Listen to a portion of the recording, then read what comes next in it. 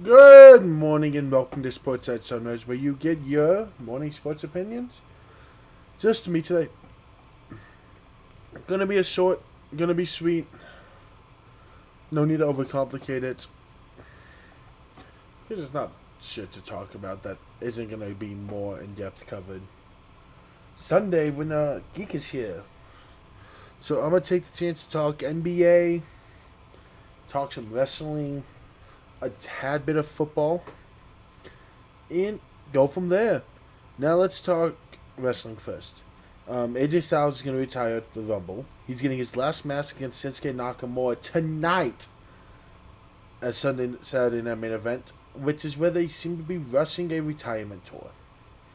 WWE Unreal is airing. Might have fully been done. I don't know. I've only seen clips. They feel like they're targeting LA Knight and Lyra, which people are taking as a sign as Triple H doesn't like them, and I would disagree. I would take that as one of the two's getting pushed. I think it's Lyra. I think LA Knight is getting highlighted in a negative way because his mistake at the Money in the Bank was set up for him, and he made it about him, and it didn't go as well as it could have. That's not something to appreciate. Lyra had a bad mistake in her first SummerSlam, and she's gonna grow. I think we're about to see a big push from Lyra. I think it highlighted Becky not wanting to take Bayley's spot, which is good because a lot of people thought it was the other way, where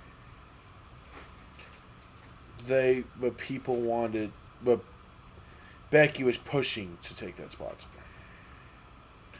The other big news heading into Saturday Main Event is Powerhouse Hobbs is signed with WWE. Probably debuting at the Rumble.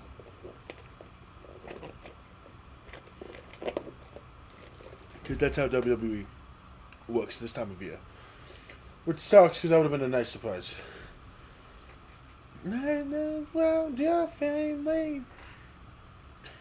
But now to guess I'll talk the bit of football news. Mendoza's given himself so much meme potential as he has made a commercial of hashtag open to work for LinkedIn, which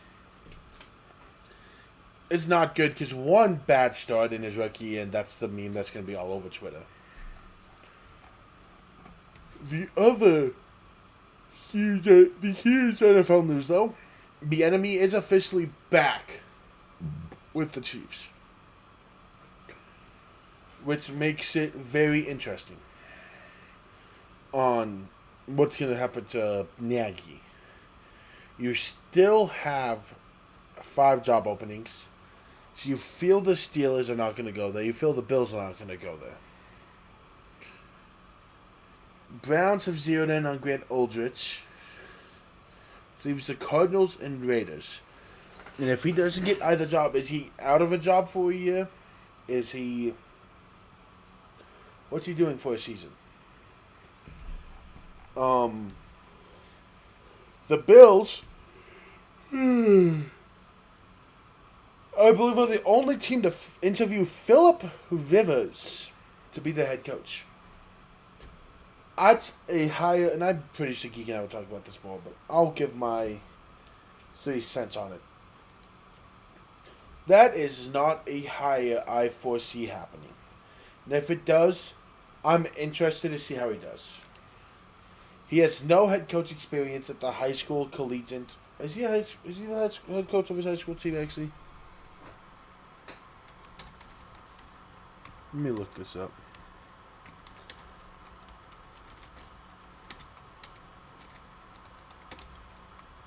I don't know if he's the head coach.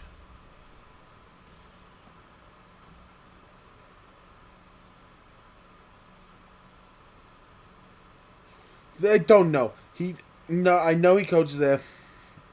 Here's how I feel with Phillip Rivers being a head coach. You have to get him the right coordinators, I feel.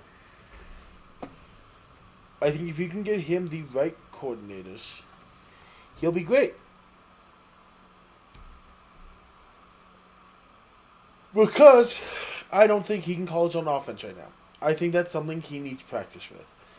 I don't know if he might be a high school offensive coordinator. That's different. Granted, do I think it will take him long to figure out how to call a masterclass of a football game? Dude, it's Philip Rivers. I think Peyton Manning would be a great offensive coordinator. But I think if you do that, the Bills need to give him the budget to go get two coordinators that are just going to be ballers. Which probably means Joe Brady stays. Which would be the biggest thing for Philip Rivers. I think Rivers could be a great guy to have as a... I think Philip Rivers would be one of the few coaches, like Tomlin, who as a GM head coach would really excel. Because I think he can really motivate the guys. I think he'd be great at game management. Off rip because of his experience. I also think if he's on the headset and sees something, he will not be scared to jump in and change a call. Both sides of the ball. So I think gives him a very unique advantage. Do I think he could call a full game as a O coordinator? Because I'm assuming he'd lean offensive side in his expertise. It's Philip Rivers. No.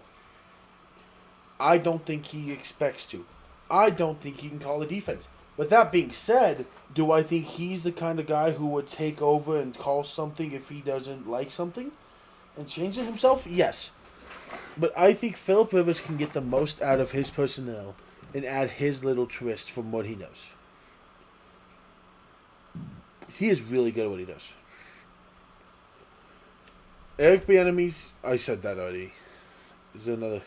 Flores has been extended but has the opening to go take a head coaching job still. Geek's going to be like, well, that's going to mean he's staying because no one's going to hire him. I'd wait and see.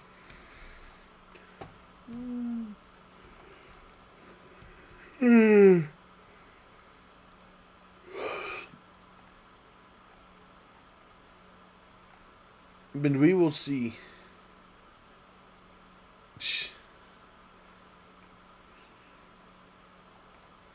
Oh yeah, that's that. Now we get to talk about NBA. There's a lot of basketball to talk about.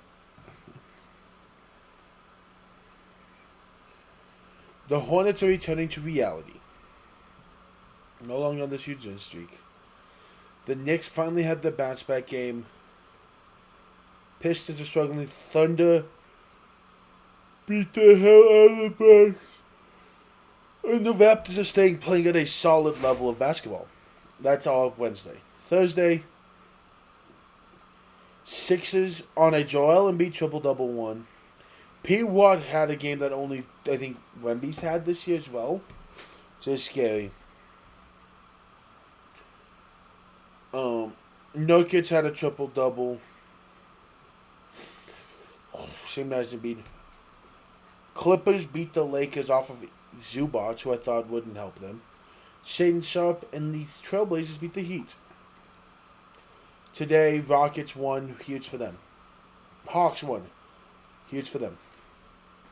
Pistons won off. Celtics won off a big Peyton Pitcher day. NOT, big off them. For them.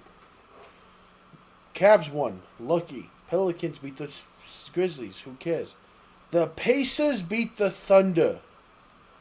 Which is shocking.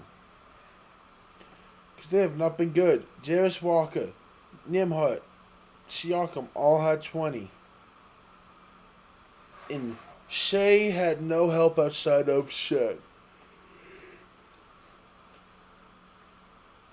You don't have J-Dub, and you don't have... And Hardenstein didn't play tonight. But officially, they can only tie the Warriors' record if they win out. The Nuggets beat the Bucks without a big part of the rotation. No Jamal. No Braun. No Yoke, obviously. You know... Who else am I missing here who didn't play? Braun...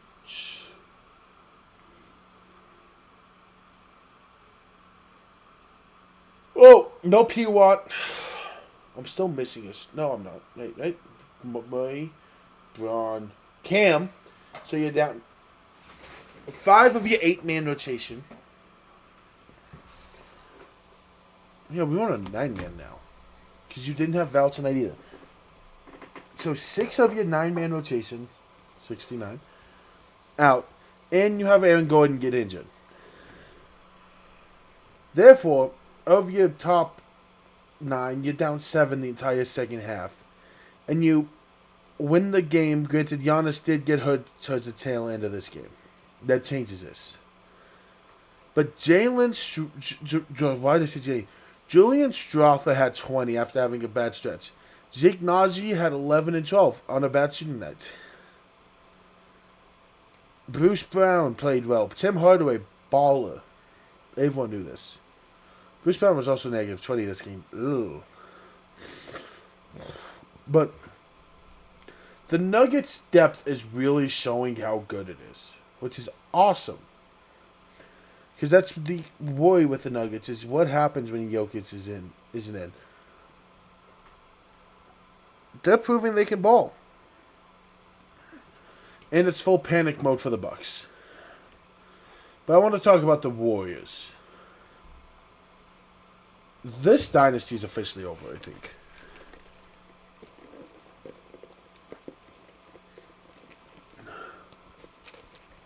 Granted, it feels like it's been over for a while. It truly feels like it's been on the tail end. And I don't think this game sealed it.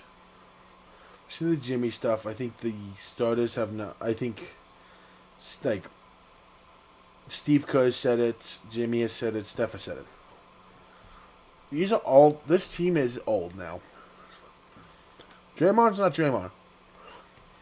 Moody's not stepping up. Kuminga's not stepping up.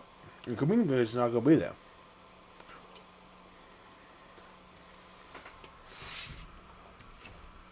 The Warriors are entering a territory they're not used to in the Steve Kerr era. The era of rebuild. And it sucks because you're not trading Steph. Steph's retiring a Warrior. And he's on the contract for a while.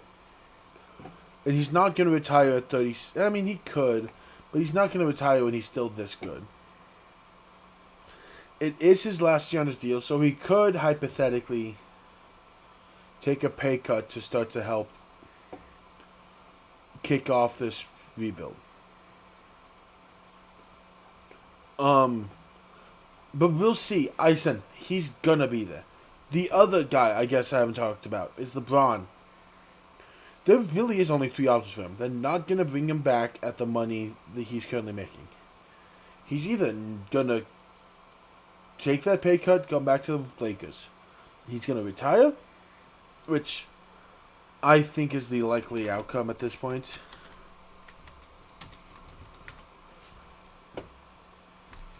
He's still averaging 22.5, 6, and 7. Dear Lord. Or he'll go somewhere else and someone else will pay him.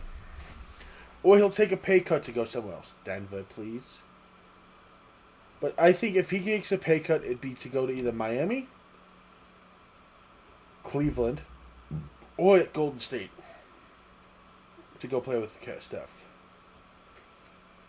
Let's not do that whole Steph shit. So, that's what that is. Oh, Jesse Mensah also got hired by the Ravens. I'm saving that for when Geek's here. Because my guess is there's going to be another domino that falls. But anyways, that does it for Sports at Sunrise. I hope you had an outstanding day, and bye.